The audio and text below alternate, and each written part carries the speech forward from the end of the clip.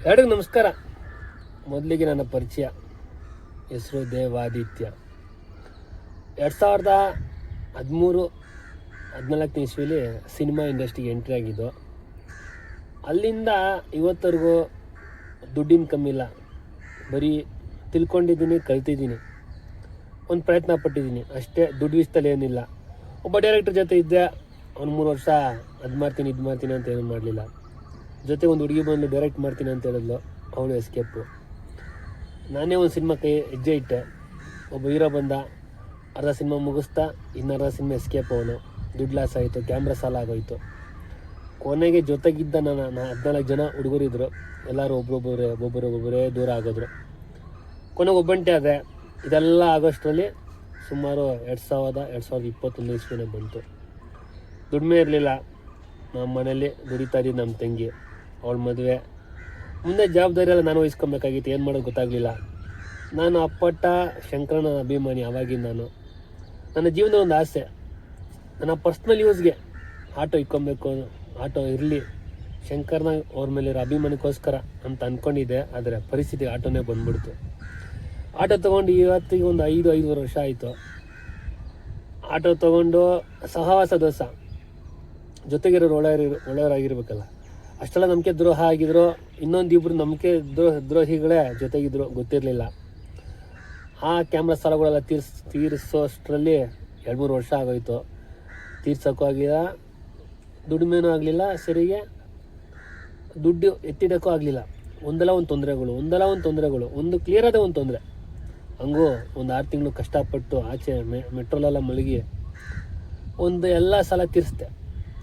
ಎಲ್ಲ ತೀರಿಸಿ ನನಗೇನೋ ಒಂದು ಚೀಟಿ ಕಾಸು ಬರೋ ಸಮಯದಲ್ಲಿ ಕೈಗೆ, ನಮ್ಮ ತಂಗಿ ಮಗು ಆಗೋ ಟೈಮಲ್ಲಿ ನಾನು ಚೀಟಿ ಹಾಕಿದ ಕಾಸು ನನ್ನ ಕೈಗೆ ಒಂದು ಎಷ್ಟೋ ಸಾವಿರ ಬರೋದು, 60-70 ರೂಪಾಯಿ. ಆ ಟೈಮಲ್ಲಿ ಇನ್ನೊಬ್ಬ ಸಿನಿಮಾ ಮಾಡೋಣ ಅಂತೇಳಿ ಅವ್ನು ಕರ್ಕೊಂಡೋಗಿ ಅವ್ನು ಲಾಸ್ ಮಾಡಿಸಿ ಸಿನಿಮಾನೂ ಆಗಲಿಲ್ಲ, ಏನೂ ಆಗಲಿಲ್ಲ. ಕೊನೆಗೆ ಯಾವುದೋ ಒಂದು ಕ್ಯಾಮ್ರಾ ತೊಗೊಂಡು ನನ್ನ ಅಕೌಂಟಲ್ಲಿ, ಅವ್ರ ಅಕೌಂಟ್ ಯಾವುದೋ ಸಿವಿಲ್ ಇರಲಿಲ್ಲ, ನನ್ನ ಅಕೌಂಟಲ್ಲಿ ಕ್ಯಾಮ್ರಾ ತೊಗೊಂಡು ಕೊನೆಗೆ ನನ್ನ ಸಿಗಿಸ್ಬಿಟ್ಟು ಎಸ್ಕೇಪ್. ತಿಂಗಳು ಅವ್ನು ಕಟ್ತಾನಂತೆಲ್ಲ 17-20 ಸಾವಿರ ರೂಪಾಯಿ ಲೋನ್ ಹಾಕಿಸ್ಕೊಂಡ. ಕೊನೆಗೆ ಜಗಳ ಆಗಿ ಅವ್ನು ಸಿನಿಮಾನು ಮಾಡಲಿಲ್ಲ. ಈ ಕಡೆ ಕ್ಯಾಮ್ರಾ ಕೊಟ್ಬಿಟ್ಟು ಏನಾರು ಹಾಳಾಗೋಗು, ಈ ರೀತಿ ಮಾತುಗಳು. ಕೊನೆಗೆ ಆ ಕ್ಯಾಮ್ರಾ ಕೊಡೋದು ಬೇಡ ಅಂತ ಉಳಿಸ್ಕೊಬೇಕಂತ ಅಂದ್ಕೊಂಡು ಮತ್ತೆ ಕಷ್ಟಗಳು. ತಿಂಗಳಿಗೆ 17-20 ಸಾವಿರ ರೂಪಾಯಿ ಲೋನು. ಇನ್ನೊಬ್ಬ ಜೊತೆಗಿದ್ದ, ಅವನು ಬರ್ತಾ ಕೊನೆಗೆ ನನಗೆ ಹಳ್ಳ ತೊಡೋ ಥರ ಆದ. ಎಲ್ಲ ಆಯಿತು. ಬಟ್ ಇವತ್ತಿಗೆ 5.5 ವರ್ಷ ಆಯಿತು ಆಟೋ ತೊಗೊಂಡು. ಮತ್ತೆ ಈ ಪ್ರಾಬ್ಲಮ್ ಸಿಗಾಕೊಂಡು 1.5 ವರ್ಷ ಆಯಿತು.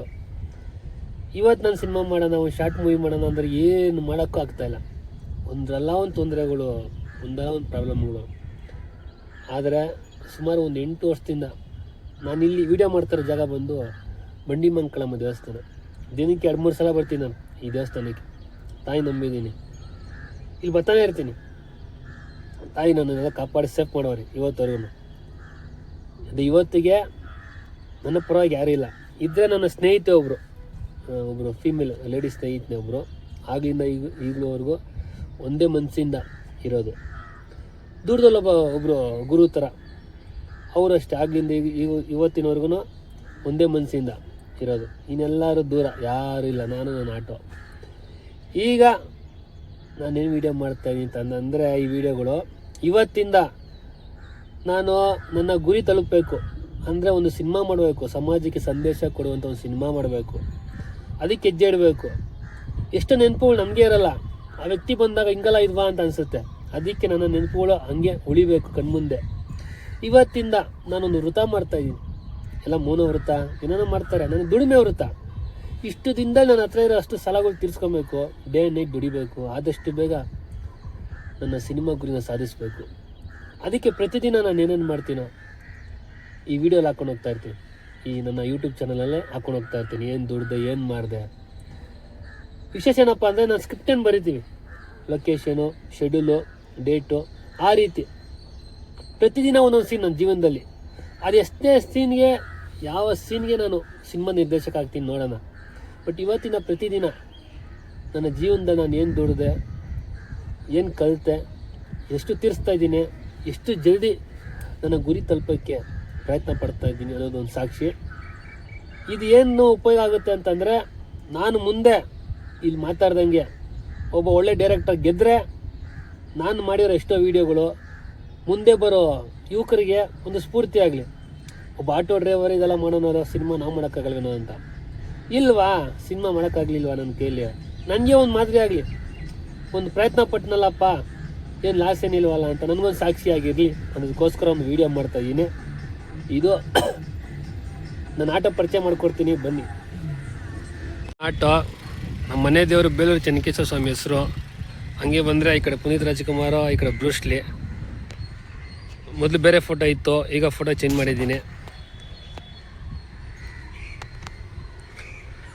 ಒಳಗಡೆ ಇಲ್ಲಿ ಬುಕ್ ಇಟ್ಟಿರ್ತೀನಿ, ಡ್ರೈವಿಂಗ್ ಮಾಡ್ತಾ ಏನಾದ್ರು ಬರ್ಕೊಳ್ಳೋಕ್ಕೆ. ನಾನು ತಾಯಿ